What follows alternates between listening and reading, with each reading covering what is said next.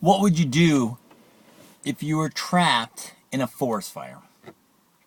You're looking at a man who is literally, not literally, yet figuratively, burned from head to toe. 3rd-degree burns. Let's say you're out camping in a forest, and the day went well, and you rest down peacefully in your tent. Perhaps you had a campfire, with some s'mores. And as you laid down your head, you had peaceful dreams. Yet something happened in the middle of the night. Maybe a stray spark popped out of the fire. One of your s'mores exploded. Maybe the marshmallow fell into the fire, and when it exploded, you know those marshmallows expand. And that popped out an ember. Or maybe the wind just picked up some of the ashes from the fire. And really, you weren't doing anything wrong, you were just sleeping. Yet when you woke up, there was a raging inferno surrounding your tent, and you had nowhere to run. What would you do? Now, today I want to talk to you about what is called a to-drop list. To-drop list. Because what I've discovered from the year I lost $1 million, and the lessons I took away from that, was it's number one, it's not those top 7 success lists. You read all day about how you do this and how you do that, and you get everything you want, and life will be perfect. Right? Most likely you're working in your strengths or outside of your strengths, but when good things happen to you, it's perhaps because of divine intervention, the fickle humor of the universe, or perhaps the force. And my dad always taught me that success is luck. And luck is when preparation meets opportunity.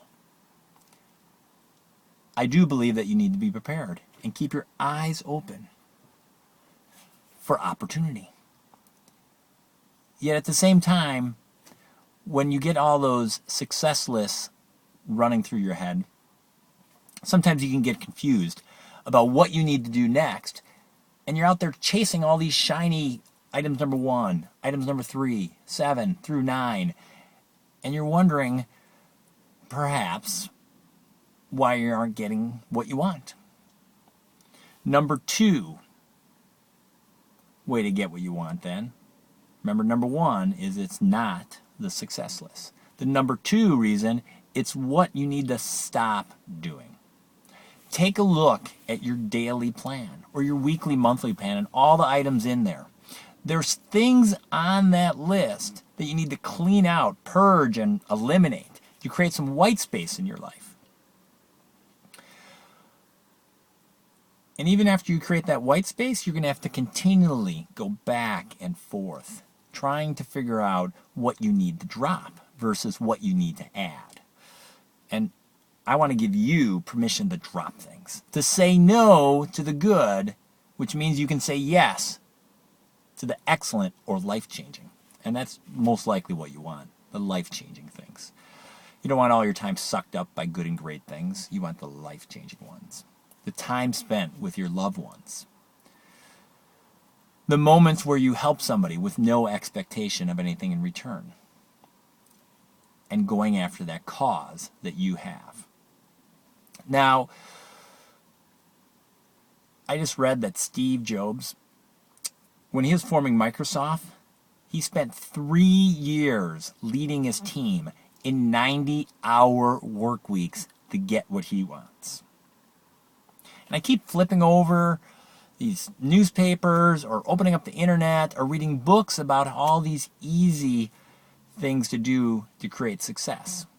I even have an easy unprocess to get you what you want. Yet what I'll tell you is success or getting what you want is simple. It's not necessarily easy. And when I go back to thinking about the success of the $4 million a year company that my team and I built it was simple to do. All we had to do was make sure that we opened up the doors every day. Had some people there to work and smiled at our clients. It was not easy. It was hard work. And I want to remind you that if you're going to go after what you're committed and not be one of the masses of average or slightly above average, it's going to take hard work. And you want to keep that in balance, remembering your faith, your family, your fitness, your finances, falling forward, and your friendships. And you want to grow in all 6 of those areas in order to keep your life moving in the direction of getting what you want, having it all, of course. All right, so 3 ways to get what you want. Number 1, remember, was it's not all those top success lists. It's number 2, what you drop, and number 3, what you replace. So as you create that white space in your life by dropping things, remember, have a to-drop list. You want to replace it with a positive action. So, for instance, in my world right now, my cause is donating $1 million to the Both Hands Foundation out of Nashville, actually Franklin, Tennessee. And this organization, what they do, they're called Both Hands because they help widows. What they do and we've done is we go and we fix up, remodel a widow's house, kind of a mini extreme home makeover, very mini, yet doable in 1 8-hour day. And with the other hand, we go out and get pledges, much like we're doing a run, and we raise money for people who want to serve orphans, meaning bring orphans home into their house as a forever family. And if I thought about accomplishing that goal, it's rather overwhelming. Yet, by breaking up into small little segments and putting that in the white space that I create by systematically reviewing my to-drop list, much like you want to think about what you need to drop. And all I do is I just make a list of things that I do, and I start looking at what I can drop, what isn't bringing me towards that goal. And in the beginning, what I replaced on their goal was perhaps, maybe I was spending too much time on social media because I was told social media is a great way to build a brand. Yet when you start looking at the results you're getting, how many people you're helping, how much money it's generating, or the impact or the amount of time you have for writing your book perhaps, sometimes you see that spending time on social media, for instance, for me, wasn't getting the return I wanted. So I dropped that. Sometimes I delegate certain things because there are aspects of social media you can delegate. There's some you want to do yourself, and there's some that you just want to shrink out and do less.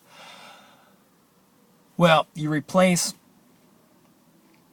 that white space with a positive action. And for instance, today I will be making a phone call possibly to you, 3 people I know, and asking them a simple question. Who do you know who needs a speaker in their group or organization? Because I have a message, and it's called Lessons from the Year I Lost $1 Million. How I Made It Back, and more. Small next steps to grow your bank account, live your passion, and maximize your time. Because we know that what we focus on will expand. And so every day here at lost1million.com, we talk about those things. I'm finding not everybody talks about those things. So it's been great to talk about money and relationships and living your passion, because that's what people are going through. It's pretty real. It's simple, And what I want you to do is join the conversation. I want you to discover the Currency is More Than Cash Unworkshop series.